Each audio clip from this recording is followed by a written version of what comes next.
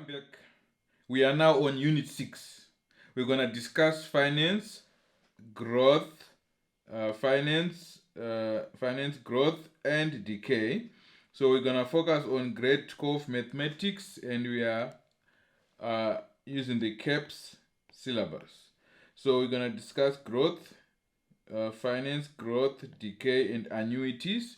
So these are some of the formulas that we're going to be looking into. This is for compound growth, compound decay, future annuity. So the A represents accumulated funds.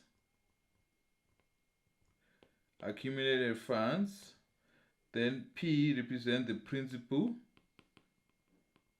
which is more like the money you start with. Then the I represents the interest. You can call it interest rate. Then N represents the number of terms which are compounding, which is like monthly, annually, and so forth. So for example, they can tell you have a principal of 10,000 rands and you are investing it at an interest of 10% per year, right?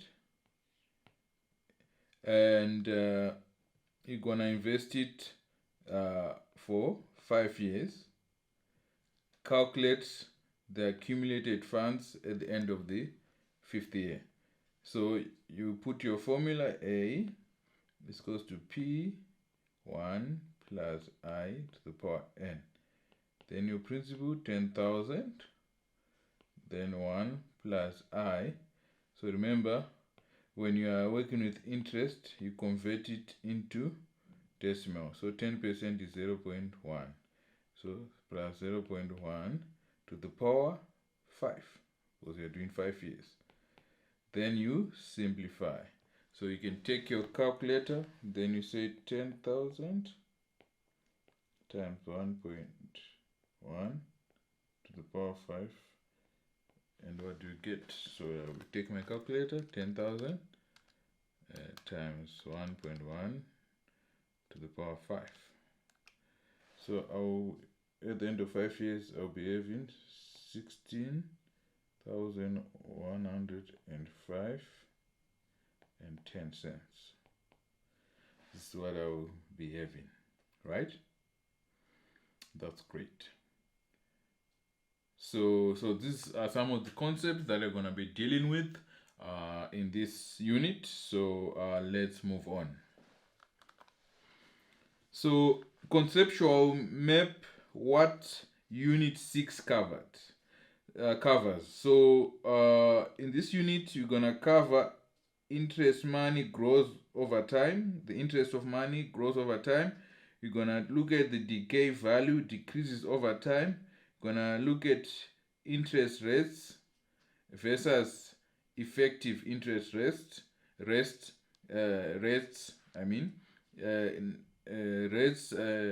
are like nominal versus effective. Then we're gonna look at annuities and regular payments. We're gonna look at loans and their balances. So obviously, when you're tackling the questions, in an exam setting, you should first read the question and understand it, then choose a model. When you say choose a model, are you looking at growth? Are you looking at decay? Are you looking at future value? etc. Right? Then you adjust the interest and the terms, number of terms, right? So sometimes you can be given interest, which is like annual interest, but you are compounding monthly. So it means that interest that you get, you divide it by 12. That's what we mean by adjust. So you adjust. Sometimes they don't give you the values directly, but you have to adjust them. Then you substitute accordingly.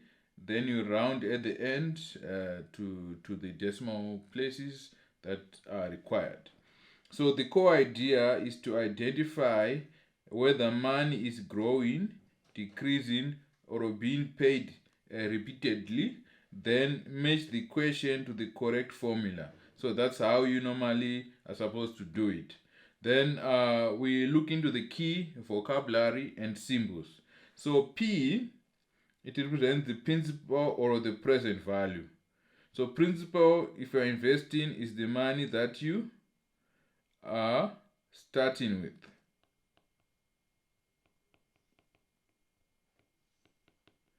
Or let's say it's a loan, it will be the money that you are owing, right? Then the present value is the value that an asset or that money, remember money changes value. For example, 100 rand today is not the same as 100 rand in 2027 or 2050 or 20 86, because there is inflation, right? And there's also appreciation. So the rand can either go stronger or it can lose value. But in most cases, we account for inflation because we know that money inflates itself, but it's adjusted accordingly yearly or whenever the Reserve Bank adjusts the thing. So the other one is A, which represent accumulated funds or final amount after you have compounded the interest on the principal. Then I, it's interest earned or charged. So if you are investing, you are earning interest. If you are borrowing like a loan, you are charged interest,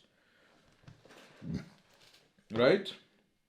And then we look at the interest rate period. So remember, this I, in some textbook they write it like this so that you don't confuse it to this I. So this is the interest rate per period. So when we say period, they say either annually, which is like per year, right? Or they can say monthly, or they can say daily. So when you read the question, you must be able to know how is the interest being accumulated. Then N is the number of periods. Then X is the regular payment. So for example, if you take a loan, there is a regular payment that you do, for example, per month, depending on the terms of the loan, right? So X will be that repayment amount. So important conversion. Percentages must be divided by 100 before substituting into the formula. For example, 8% is equal to 0.08. So 8%, it means per 100. So it's 8 over 100, which reduces to 0.08. That's like what I've showed you in the previous example. So for you to be able to apply the formulas, you must know the vocabulary and what the symbols mean. So let's move on. So simple interest versus compound interest. So for simple interest, the formula is A P in open brackets 1 plus NI. So we have already discussed about the symbols, so I won't go into it again.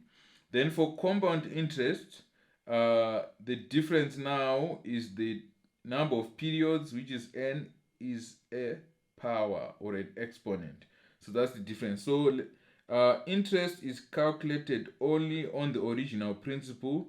The same amount of interest is added each period, right? So for example, if I say 4,000 rands at 10% for 3 years, right? It means we are just applying this formula, because we say A